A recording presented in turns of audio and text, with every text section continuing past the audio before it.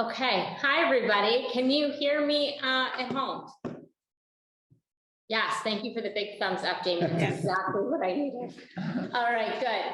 Welcome. I'm so glad to join together with some folks in person and some folks online, and particularly grateful to Jackie Robinson, maybe the newest member of our RS professional team, for serving as our tech angel, which everyone should note is not a role that is limited to professional staff members. We welcome volunteers to take that on too. So, but thank you, Jackie, and grateful to Ellen Poster for all this leadership, and Stephen Scher for all this leadership, and to Mark Lowenstein, who's going to take it away and get us started today. Okay. Thank you, Rabbi. Good afternoon, everyone. I'm Mark Lowenstein, and I'm a member of the Days of Learning Planning Committee. And just before the Rabbi starts, I want to say one thing on behalf of the committee. We are dedicating the spring 2022 Days of Learning to Gail Malka-Meister. Gail created the Days of Learning in 2019. You see her picture on the screen, to create profound connections through congregant to congregant teaching and learning through a Jewish lens. With her unique mix of intellect, style, humor, and warmth, she made the Days of Learning the vibrant adult education offering that we anticipate with excitement every time that it's offered. She led our planning committee with flair and sensitivity, and she demonstrated deep commitment to making each day of learning class the very best that it could be. She lives on in our hearts as we cherish her memory. If you're considering a donation to RS in connection with your registration, we hope you'll make it in Gail's memory. Thank you very much. Amen. Mark, Amen. Thank you. Back to you. All right, back to me. Okay. So welcome everybody. It's always so good to get together and have an opportunity to learn. We are together for an hour today, so I have about 3 hours of material. So we'll see what we get to, and in our lifetime of learning together, this will just be an hour of it. Like Mark said, our work is around learning, but it's really also around connecting. And so we'll have a chance today to do both in this theme of marking the anniversary of 50 years of women in the American rabbinate, and thinking about actually what got us here, what got us to this point to be celebrating 50 years. And that theme actually brings us to an important value in our congregation, which is the diversity that we all bring. We hope that that's just, women in the rabbinate is just one example of all of the diversity that's welcome in our community and our congregation today. So a couple of notes. If you're in a moment of participation, we hope you'll unmute. If you are not participating in the moment and you're home on Zoom, please be sure to mute. The class is being recorded. If you'd like to not be recorded, all you have to do is turn off your video. But if you are willing to be recorded and would like to turn on your video, I encourage you to do so, because it's just really great to see you. And we welcome you to use the closed captions, which is available for you there. Jackie, are you sharing the blessing, or am I? I can do it. Okay. If you'd like to join in our blessing together, if you're at home, I invite you to unmute and we can just enjoy the cacophony together. All right. Baruch atah Adonai Eloheinu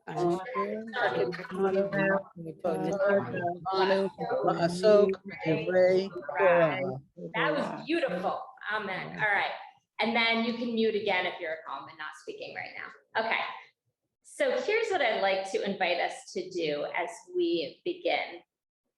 I'd like us to go around, say our name, and introduce ourselves with name and pronouns, and then also share, and I'll give you a moment to think about this, share if there's anything in your life where you have been experienced or witnessed a first. It could be about gender or not. It could be about a profession like the rabbinate or not. It could be about Jewish stuff or not. Think about if there's any experience you've had or witnessed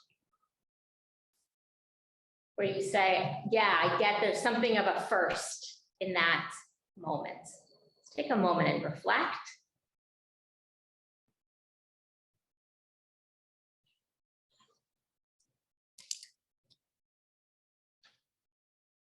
All right. And then we'll go right around. Let's start in the room in case there are those who are considering coming off video but getting set to do that. So could we go around the table? John, would you start with your name, pronouns, and if there's a first that you've ever witnessed? Sure. So I'm John Broder. I'm a he, him. I think maybe the closest was actually in my own life when I retired 2 years ago. The first woman was ever appointed as chief legal officer of my company in its 50-year history. So that was a very rewarding thing to experience. Thank you. I'm Andrea Kleiman, she. Something I can think of as a first was the first time I heard a gay man refer to his husband. Neat. It was a which while would ago? have- A while, yeah, a Yeah. while, and it was, well, I guess that's right. Beautiful. Yeah. Thank Hi. you. That's great. I'm Mark Lowenstein, he, him. First thing I thought of, my mother was the first female president of her congregation, my congregation in Queens, New York. Neat. And I was very proud of that. Wow, that's neat. What was the question? All right, my name's Bruce. Right now I go by him or he. What was the question? If there's any first, like if you ever witnessed someone becoming the first at something, and if you didn't, it's okay, you can always pass. But if something comes to mind, My mom became the treasurer at her deaf club. at her what club? Her deaf club. She can't hear. Oh, And she has a deaf club that she has with her friends, and she's the president. oh, neat, And thank the you. president, the last president. If you want, if you are, okay. Jackie, she, her, and from recent history, Kamala Harris becoming the first female vice president of the United States is a pretty exciting thing. That's really neat. I have a feeling that your name, although totally unrelated, being Jackie Robinson brings to mind certain firsts for some of us. There's that. Yeah, it's not your story, I know, but I can't help it. Hi, my name is Ellen, and the first I'm thinking about is that my daughter is the first woman rabbi in our family. We've got my brother's a rabbi, but yeah, my daughter's the first woman rabbi. Oh, neat. Thanks, Ellen. Jamie, would you take it online? Absolutely. My name is Jamie. Pronouns are she, her, and I'm thinking about Justice Ketanji Brown Jackson. Thank you. Sidavi.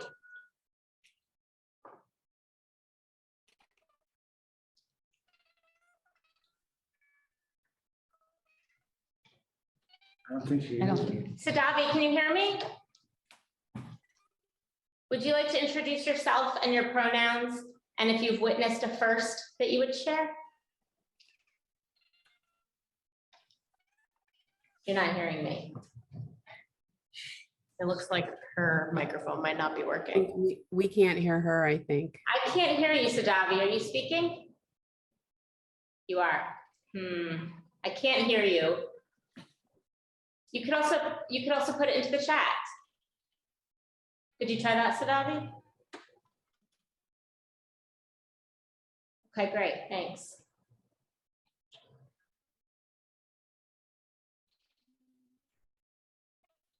All right.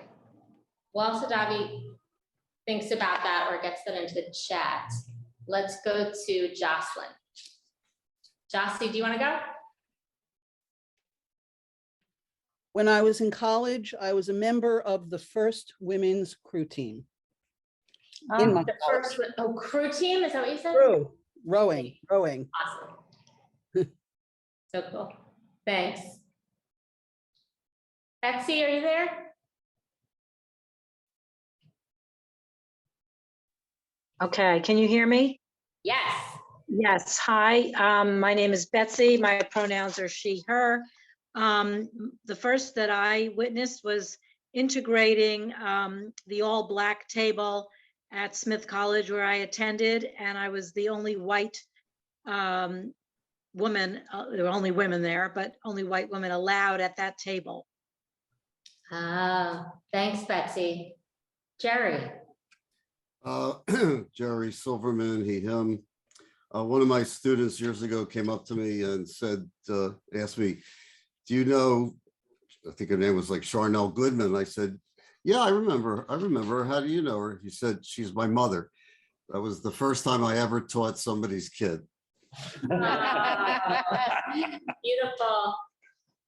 Beth? Hi, my name's Beth Finn. My pronouns are she, her, and I was the first girl to read from the Torah at my synagogue growing up, my conservative synagogue in Virginia, and it was at my brother's bar mitzvah. Wow. Terrific. Thanks, Beth. Cassidy. Hi, everyone. My name's Cassidy and my pronouns are she, her, hers. And last week, the first Black state Supreme Court justice for the state of Maine was sworn in. For the state of Maine, is that what you said? Yep. Terrific. Thank you, Cassidy. Muriel? Hi, I understand that my father, who had a sporting goods store in Bayonne, AAA Sports Center, many years ago, was the first store owner to hire a Black person to work on the floor rather than maintenance or something. Wow. Thanks, Muriel. I have a great text chat from Sidavi. First time attending an Israel Independence Day celebration a few years ago. And I love Sidavi that you added first time tasting Israeli chocolate. Excellent. And she, her. Great. All right. And next on my screen is Susan. I'm Susan Baer. My pronouns are she, her. I can think of lots of firsts, but I'll go way back when I was a little girl. Because I was in Cincinnati, it was a really big deal that the first female rabbi was being ordained at HUC, because we heard about that all the time. And I know Rabbi is going to talk about it, but that's one that really comes to mind. Thanks, Susan. Bension? Are you there with Jane? Yeah. Hi. Yes, thank you, Rabbi. Bension Friedman, and I'm he, him, and Jane. And she, her. All right. For me, I remember I spent 40 years as a radiologist, and I remember my first CAT scan I had to read, first ultrasound, first MRI, first PET. The technology, the anatomy stayed the same, but the technology kept improving. Well, I guess for first, I had trouble conceiving, and we therefore have 2 adopted children. We have 3 children altogether. One is our biological child. So I was the first in our family to have an adopted child. Oh, neat. Thanks, thanks, Jane. Thanks, Bension. All right, Laura is driving, so we're going to encourage her to stay safe. And Ilana, did you want to chime in? Well, I've always been asking, how do you pray? And I was in synagogue the other day, and I noticed that in a service, I was concentrating really hard on saying the prayers. And at some point, the room got really quiet. And I realized that when you participate with other people in the services, that is a way of praying. So it's kind of obvious, but it wasn't obvious to me. Oh, that's beautiful. That's just beautiful. Thank you, Ilana. All right. I'm Rabbi Jill Maderer, she, her, and trying to think of which first. I think I was probably your first pregnant rabbi, among other things. Yeah. So, so that may have been a new Bima look for this congregation. So, all right. I'd like to share with you some background. I've been celebrating for myself. I've been celebrating this 50th year anniversary of women in the rabbinate in America by doing a bunch of reading, a bunch of studying. And first of all, we specify in America because there was a rabbi who was ordained in Germany in 1935.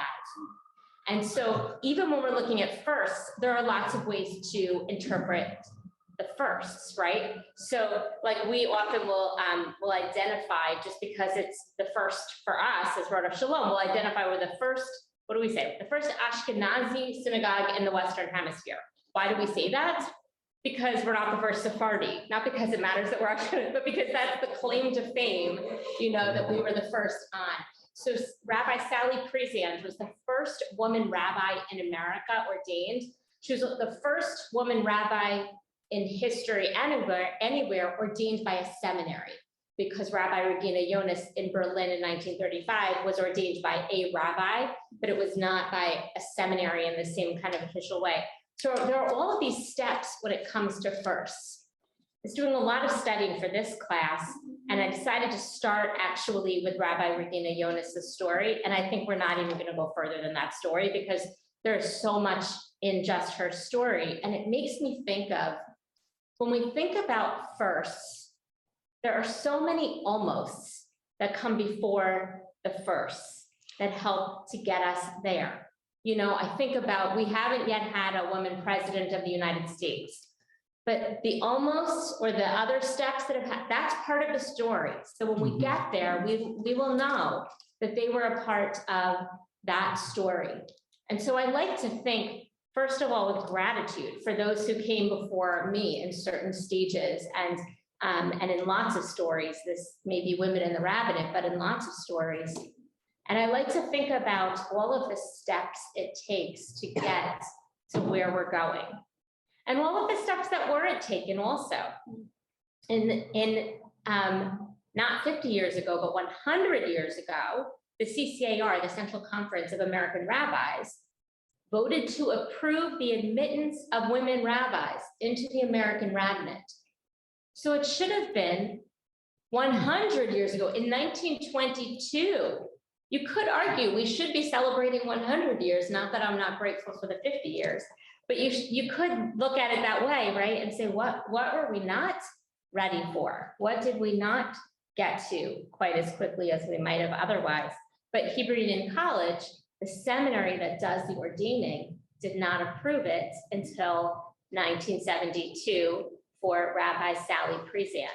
And there are lots of women in between who took different steps. There's a book called Women Who Would Be Rabbis by Pamela Nadell, an historian. Terrific book about basically the 50 years before Sally Priesand. And this woman wasn't ordained, but finished all of the studies. And this one didn't do the studies, but her husband, who was the rabbi, died, and she ended up stepping in and basically performing all of the functions, and all of these almosts who are also a part of the story. I'd like to take a look together at, I created a little timeline of Rabbi Regina Jonas's Jewish life and career.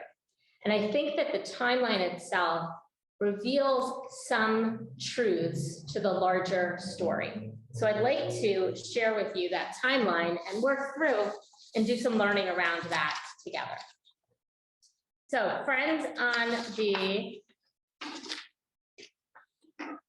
the Zoom, I'm just going to pop this up for you. Is everybody seeing that?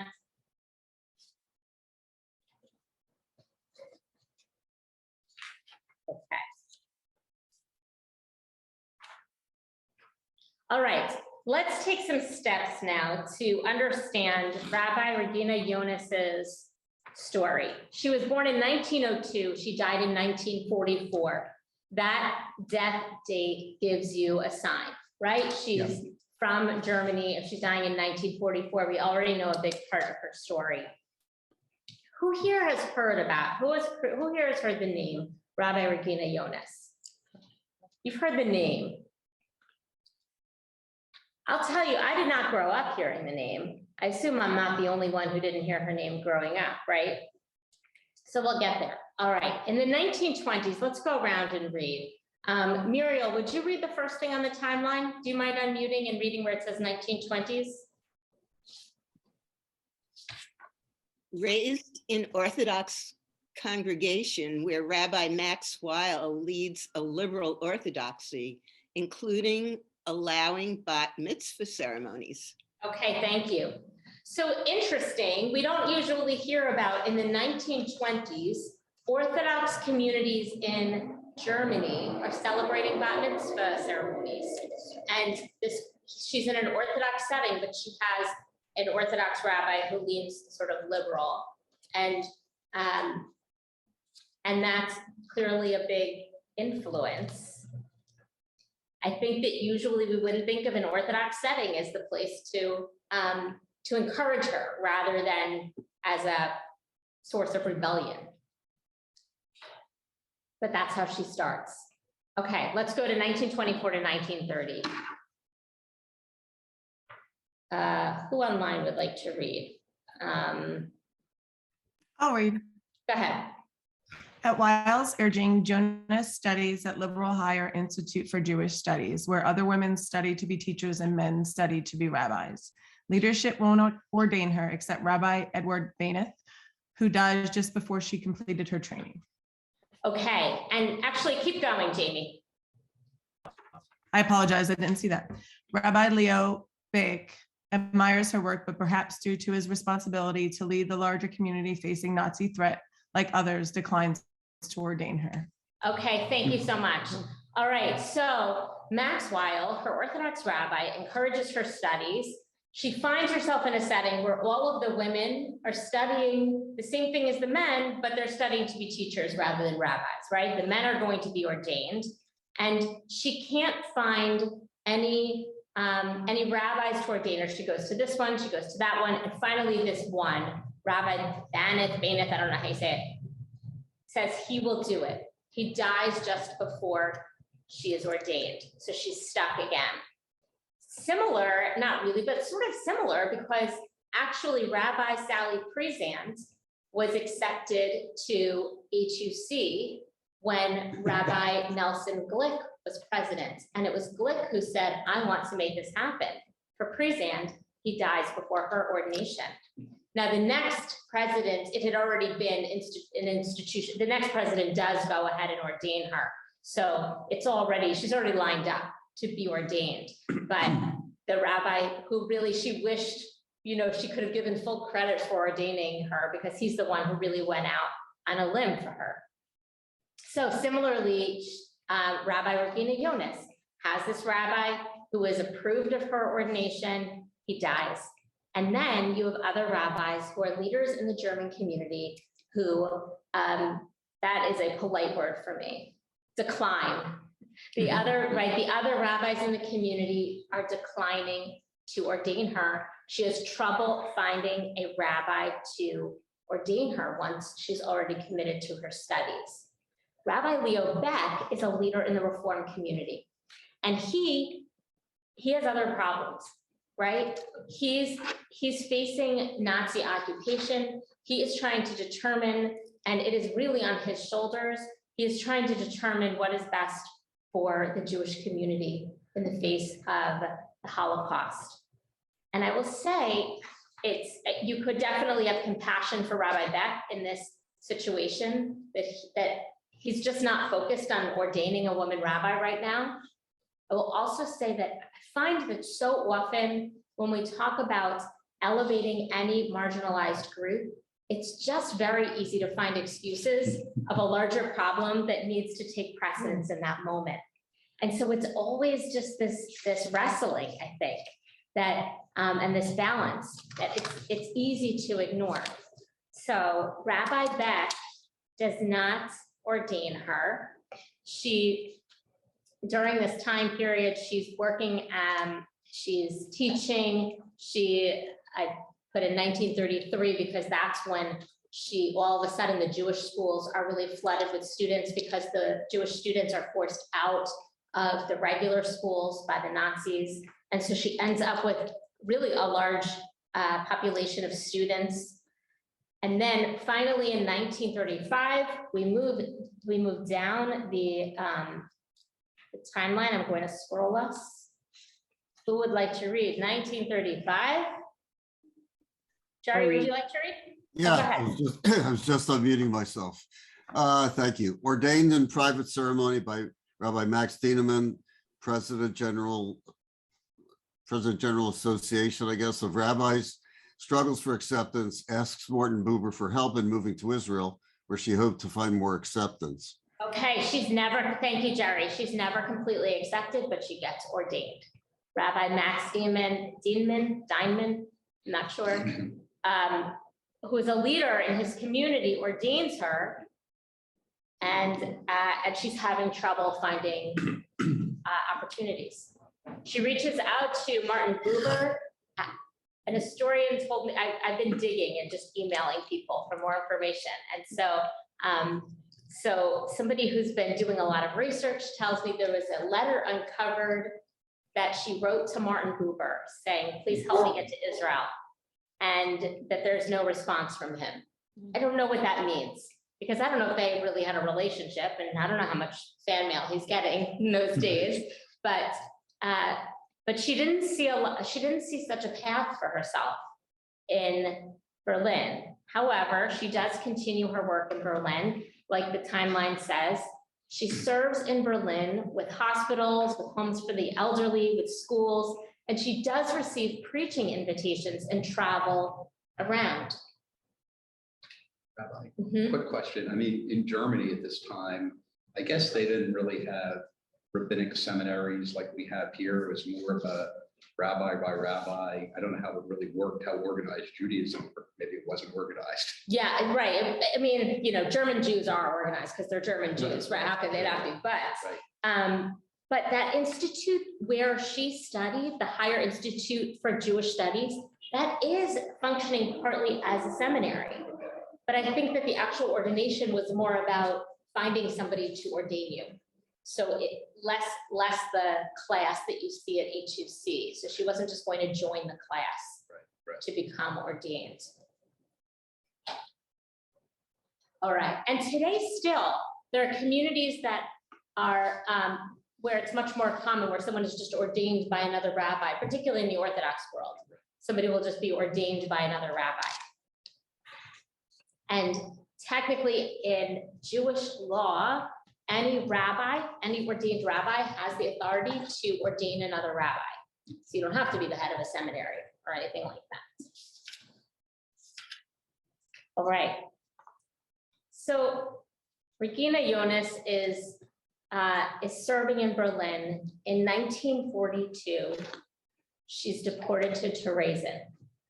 And this is where we have a little bit more information. She has some papers from her time in Theresen, and we now have a little bit more information from her time there. Theresen is a well-known concentration camp for, does anybody know what it's sort of known for? What's it known for? Children? What that the one that the children? There was a lot of art created from the children of Theresen. They held it up as a good camp.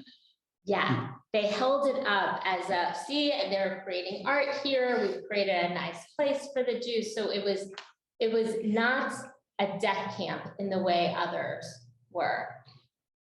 Yeah. Is that also where they had the musicians, and there's that movie Playing for Time, I think, where they would make the Jews go up and perform and do shows and all this other kind of stuff to show to the public that everything was okay. Yeah, it's not so bad. We're not doing anything so evil. See, we have the arts here. Right. Yes, so it's known for the arts. And so you actually see artwork and I think that's why you think children too, because you think of the children's artwork you've probably seen in poetry that came out of Teresian. But of course, It was so fake that because I visited there once, they had a whole row of fake sinks, these beautiful porcelain sinks, but they're not attached to any water. Oh, That was yeah. for when the Red Cross would come, they would get, whooshed by things and say like, look what we have here and there, whatever. It was all like a Hollywood set.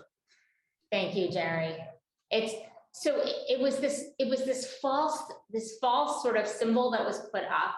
And yet, of course, the Jews who are there know what's really going on. They were deported to be there. And this is a Nazi concentration camp. And so it becomes a place where Viktor Frankl, I think, is probably best known. The famous psychoanalyst is probably best known for his work there.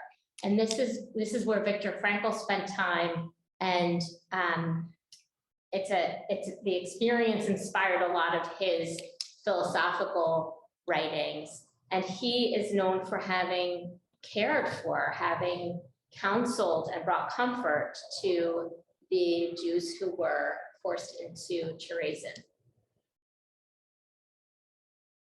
There's something going, even since I wrote this, I saw something last night that's going around that is, I don't know, that's somehow questioning him, that I don't think it has a lot of credibility, but I don't know if you're seeing this online. You may see something come your way in these days. There's something going around that sort of questions how valid his story is. I don't think that there's actual credibility there, but in case you see that, I just saw it last night.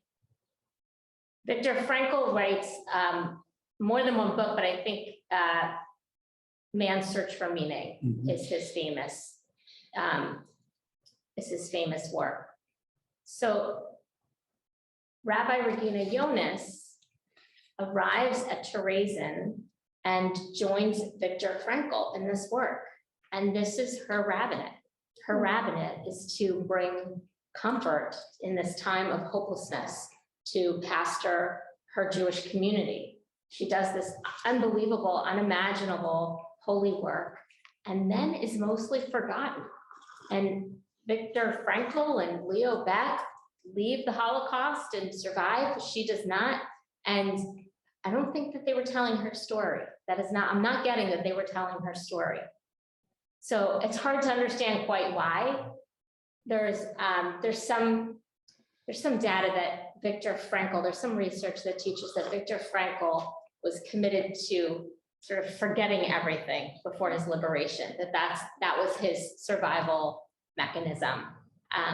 Although a lot of his writings are so clearly inspired by those experiences, it's hard for me to put it all together. But Rabbi Regina Jonas is deported to Auschwitz, and there she is murdered. She leaves no survivors. She was not married. She did not have children. She had, in her Berlin days, I believe she had a romance with somebody, but she did not end up having a family. And so in 1944, she's murdered, and we don't really hear about her. You don't really, in the history books from when you were growing up or when I was growing up, I don't think she's in there. And I grew up hearing about Rabbi Sally Priesand as the first woman rabbi. And then I started reading about this woman, just a mention here, a mention there. And I have here in the timeline, in the 1970s, her name, although it does not appear in the writings of Rabbi Leo Beck and Viktor Frankl, her name appears in, where do I have it? In Rabbi Sally Priesand, in an essay or a book that Sally Priesand wrote, and Rabbi Dr. Jacob Marcus, who is an American history, a Jewish American history scholar, who was at HUC in Cincinnati, Community College in Cincinnati. They each mention her. So in the 1970s, somehow somebody knew her. Somebody mentioned her. Maybe Rabbi Max Dynaman was proud of having ordained her and mentioned her. So she's not there are no chapters on her, but maybe she sort of makes it a little bit into someone's consciousness. Finally, the Berlin Wall comes down. And then 2 years later, in 1991, a scholar is doing research in East Berlin and finds archives that were previously unavailable because of the restriction in communist East Berlin. The Berlin Wall comes down and these archives become available. And the study, the learning becomes available. And that's when there are articles. That's really when Regina Jonas's story is told. Somehow her papers made it to this synagogue in East Berlin. Somebody saved something. Somebody knew to put it somewhere. I read that she had a collection of articles, clippings, essays, whatever it was, packaged in a little box as though she knew she needed to have a time capsule or something that somebody would hopefully find. Somebody planted it there in the East Berlin synagogue, and sure enough, Dr. Katharina von Kellenbach, this German-born professor at St. Mary's College of Maryland, discovers her papers in 1991. And now we know who she is, and we know a bit of her story. So when I put this last thing in 2010 as an example, so I read about her. I read this article, that. I mean, there were like 3 articles about her. That's it. I read them all, right? And then Rabbi Eli Friedman comes here to Rodef Shalom in 2010. I don't know if you know about Rabbi Friedman's background. He studied at HUC, as I did, but he studied for a couple of years first at the Leo Baeck Seminary in London. So his first half of rabbinical school was actually not at HUC, because, you know, our friend is an adventurer, isn't he? So he spent serious time and has colleagues from Europe, and he has a more global group of colleagues from that experience. Well, at Leo Baeck, I think because it's in Europe, at Leo Baeck Seminary, they have an annual lectureship in honor of Rabbi Regina Jonas. She is this celebrated figure there by the time, you know, Rabbi Friedman was there, which is well after the fall of the Berlin Wall. So she has a much higher profile from, you know, his experience in seminary in England. And so I remember I never knew how to pronounce her name. And he corrected me when one day I said, Rabbi, I think I said, you know, Regina Jonas, or however, you know, I'm looking at it, and however it came out. I said, no, don't you know, it said Regina Jonas. I said, do you know, I've never heard anyone say the name before. Not in a single class in seminary, not in all of the conferences I go to, not in all of the nerdy things I do to learn about Judaism. I have never heard this woman's name before. And finally, I knew how to say her name, thanks to Rabbi Friedman. So I think a lot comes out of her story here. And a part of it is her story, and then a part of it is, how do we tell the story? How do we tell the stories of the past? How do we reflect back? That storytelling is a statement, right? That storytelling, the approach to it brings values, brings philosophy, I think. Any observations? I'm going to actually unshare so I can see everybody's faces. What are the takeaways from that Regina Jonas story, from that Rabbi Jonas story? Any thoughts on the takeaways for you? Just one thing that occurs to me is she didn't get out, but these other people she was with apparently were able to survive, and you wonder why. Yeah. Whether there was a gender thing going on there, because these people were well-known, like, and doing similar work to her. But, you know, you wonder how the Nazis perceived all that, but who knows? I don't know. I mean, she's not, the fact that she was murdered in Auschwitz, that's not unusual, right? So it's hard to know. It's an interesting question. Yeah, Frankel says he survived because he had a will, he had something that gave meaning to his life, but so did she. Yes. So duh. Right, well, and I mean, good for Frankel that he has that meaning and that he sees the power of that. Hopefully Frankel would also say luck, right? It's not, well, I can't will it all in the world, but I hear what you're saying. She had this extraordinary meaning in her life. Yeah, I agree, Mark. Other takeaways, Andy? To think that a woman would even think that she could be a rabbi at that time. And one of the first I thought of, I'd never heard of a bat mitzvah till I went to junior high school and someone invited me to their bat mitzvah, to her bat mitzvah. There they were twins, actually. Oh, And I nice. had never heard of it. Wow. And then you did, and then you thought, of course, right? Yeah, That's great. Jamie, is that you online? My biggest takeaway was that people will do counterproductive things in the name of keeping marginalized people marginalized, because you would think that they would want another rabbi. They would want that strength. They would want a great leader. So, especially during that time. I think it's a great point. And I think the way you put it, if I understood you correctly, Jamie, is that we work against our own self-interest, right? Like, wouldn't the Jewish community only benefit if we could push past? Yes. Other takeaways?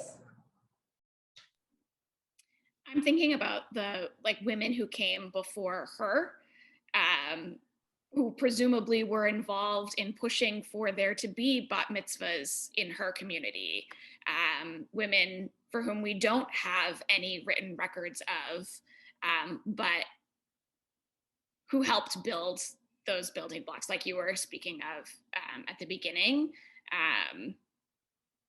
and wondering who they were and what they did. Beautiful. And you can imagine, I mean, we don't know, we don't have enough information. You can imagine, I will say, I really, I love this work. This is it's my blur, there it is. The Sacred Calling, 4 Decades of Women in the Rabbinate was published as a collection, was published 10 years ago when we were celebrating the 40th. And there's an article in here by Rabbi Marla Feldman, who heads the Women of Reform Judaism, which is what used to be called the Sisterhoods. So that's really the group of lay leaders who really started. The Sisterhoods began when women did not have a place in lay leadership, right? They were not, like Mark's mother, right, invited yet to become president of their congregation. And Rabbi Feldman speaks of the extraordinary contributions that these lay leader women made to sort of clear a path. And some of them were wives of rabbis. Some of them wanted to be rabbis, but that path was not cleared for them. So they did path clearing for the next. Say also, it's possible that the name Dr. Judith Plaskow is familiar. And Dr. Judith Plaskow, who wrote back in the 1970s, Standing Again at Sinai, wrote from a feminist theologian perspective, originally wanted to become a rabbi. When in the 1960s, it was not available to her. Instead, she became a scholar, a PhD. You know, she went the easy route instead, and you know, never ordained, but you could call her many people's rabbi, I would think. And actually, there are several women of her generation who are, let's say, in their 70s, who are at HUC and are scholars or PhDs who in the last several years have also been ordained, because maybe it wasn't available to them back when they became Talmud professors, you know, and certainly they are prepared to be, and they've been training rabbis ever since, they are certainly prepared to be rabbis as well. Well, Judith Plaskow spoke on Sunday morning in New York City to the ordainees of this year from Hebrew Union College. They invited her in order to mark the 50th year from Rabbi Sally Priesand's ordination. We all just call her Sally. It's not disrespect. It's like she's all of our sister, and she's incredible. She's so generous. Every time you have a question, she's just there for you. So Judith Plaskow spoke on Sunday about all of the ways we marginalize. And all of the ways we try to open the door to access, but unless we open the door to access and then change what it is to which we've opened the door, it's just access. It's not transformation. So the we, it can't be we are inviting you, we are welcoming you, right? It has to be we are all we. And the work that we have left to do in that was, I mean, if you go on the HUC website, I think you can find it. She just brilliantly spoke about what it means to be where we are today and how far we've come and how much there is to celebrate in this anniversary for Rabbi Sally Priesand, and how we still have plenty of ways to go. And she talked, to go back to Jamie's comment, she gave some examples around self-interest. We're only hurting ourselves. What are we protecting? Why are we protecting the patriarchy? I'm sure I have bad habits and I do it too, but every time we can get a better view on that, every time we can get a better understanding and change our habits and actually dismantle so that we can rebuild, it doesn't just benefit this particular marginalized community, right? It benefits the whole community. And she gave, it was a sweet example. She was speaking as an example about ability and disability, and she said, you know, curb cuts really help those who are using a wheelchair or a walker. They also really help anybody using a baby stroller, right? They also help anybody with arthritic knees. And there are all of these pieces of society that are helped even in their own self-interest, and we need to open to all of the ways that we open the world. So that's Judith Plaskow. Other takeaways, other comments, Ellen? Rabbi, is it true that now at HUC that more women are in rabbinical school than men? Is that correct? I don't know. Every year is different, and the statistics are in a beautiful way different because we have lots of people who are non-binary. So I don't know how that, right? We have different categories now. So I don't know. There are certainly years during which there are more women than men. My year was about equal. We did not have any, I mean, it was some time ago. We didn't really have the term non-binary, but we didn't have people identifying as non-binary. You could have looked at it as sort of 50-50. And is the head of HUC any of the three schools, are any of them women who lead this? HUC has 4 campuses: Jerusalem, New York, Cincinnati, and LA.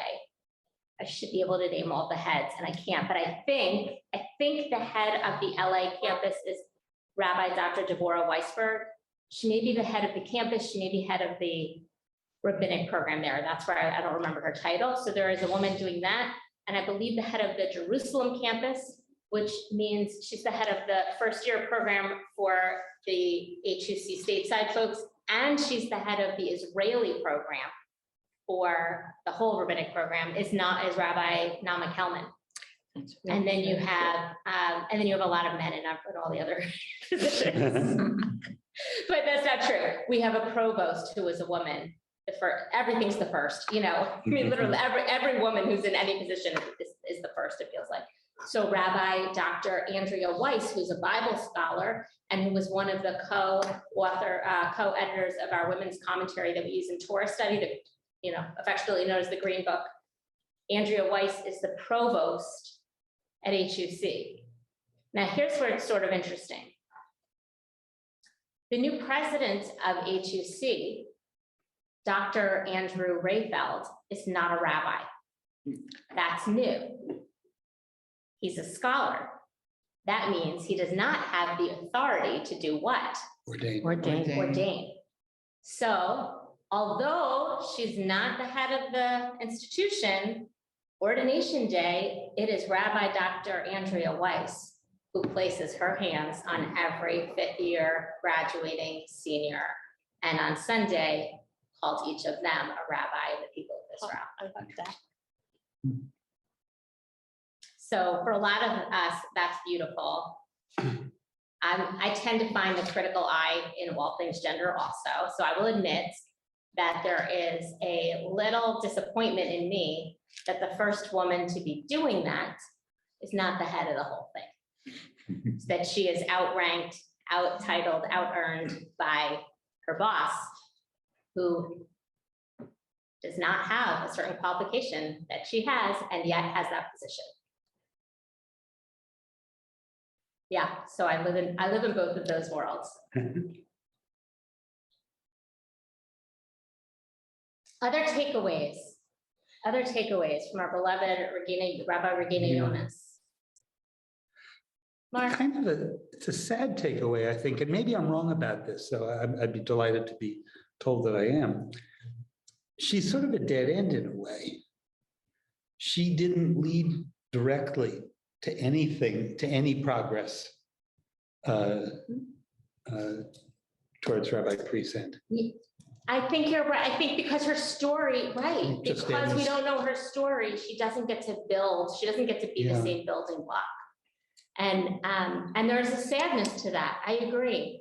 And I will say, ever since understanding around who she is came about, every time Rabbi Sally Priesand speaks, she says, let's not forget, I'm not the first, right? I'm the first here, I'm the first of this, but I come after, but it's too bad, I agree, Mark, it's too bad that Sally can't say, I stand on her shoulders, she showed me the way. She wasn't in a position to do so. I agree. Ilana, is that your hand up? Ilana, did you intend to raise your hand? Yeah, no, I intended to raise my hand. I was just muted.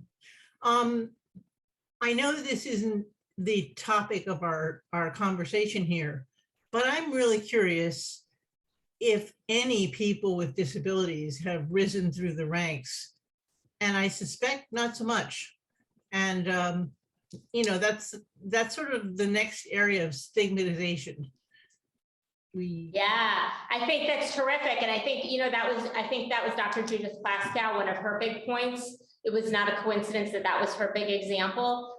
She spoke about Jews of color, she spoke about queer Jews, she spoke about gender, all of these things, but she really spent some time on ableism. I will say, Ilana, I think of course there have been rabbis and Jewish leaders who have come through with disabilities, right? Mm-hmm.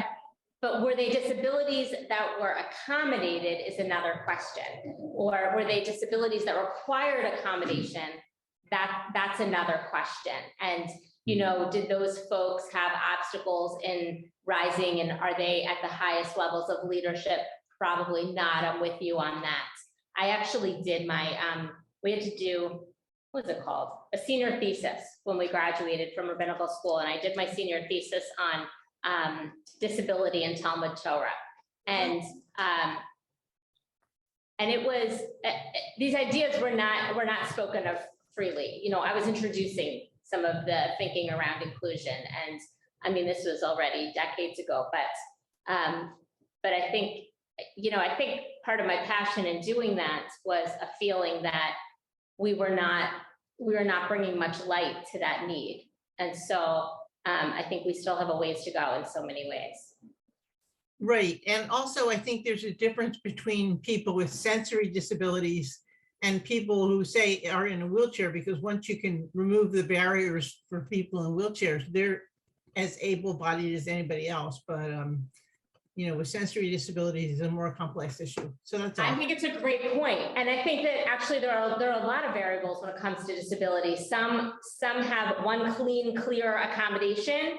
And in some ways it's easier because it's cleaner.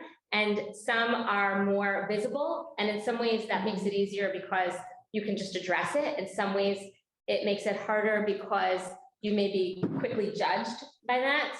Right? They're all different, I think, realities that come, but that's a great point. Yeah. Closing comments. I mean, what did we miss? What did we miss, John? So just two things that jump out as I think of Yentl. Yentl, yes.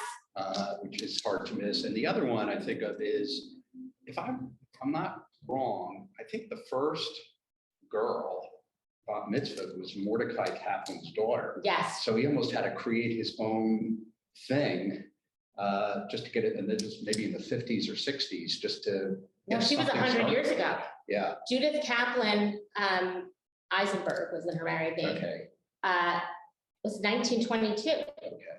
Yeah. yeah, It doesn't then take for a while, right. but so I think when you think of the 50s and 60s, that's when it becomes more common. Right, and because Reconstructionism wasn't really a thing, I'm not sure. It was Kaplan, it was just his world. Yeah, it's Kaplan, right? Yeah, it was just his world and thinking. And my mother, who's in her mid-70s, was the first in her congregation in New York to become a bat mitzvah. That's when it sort of starts more commonly. But I think Judith Kaplan is another example of, sometimes something happens and it doesn't take right away. And then it takes a while for it to gain traction. So I have to recommend Rabbi Sandy Eisenberg Sasso, who is a Reconstructionist rabbi. She's the first woman to be ordained from the Reconstructionist Rabbinical College. She grew up at KI in the Philadelphia area. She is a writer of children's literature and creative midrash. And she has a series of children's literature that's not really just children's literature. And one of the books is on Regina Jonas. Each one has this great little title. One is on Judith Kaplan, and she just came out with one to celebrate Rabbi Priesand. I wish I could remember the other titles, but it's called Sally Opened Doors. And Rabbi Sally Priesand likes to say, she didn't really want to become the first woman rabbi. She just wanted to become a rabbi, and there hadn't been a woman doing it yet.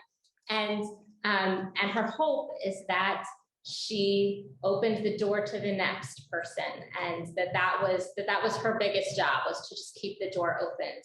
So it wasn't like Judith's story where it didn't happen for a while, or Regina Jonas's that has that dead end, like you say, but that there would be this continued flow. And almost every year since Sally was ordained, you have women rabbis ordained. There are a couple of years when there are none, and then there's one, and there's two, and then and then it grows and grows. The first 10 years we call the vatikot, meaning the veterans, but in female, the veterans. So we honor the vatikot of those first 10. So years ago, when they would have assistant rabbis who would come for 2 years, what was the first year that female rabbis came? I remember when my kids were in Hebrew school. Yes. A series of women. So a part of my research in this time period has been to, I'm just looking up the year, I reached out to the 2 women who came before me at Rodef Shalom as assistant rabbis.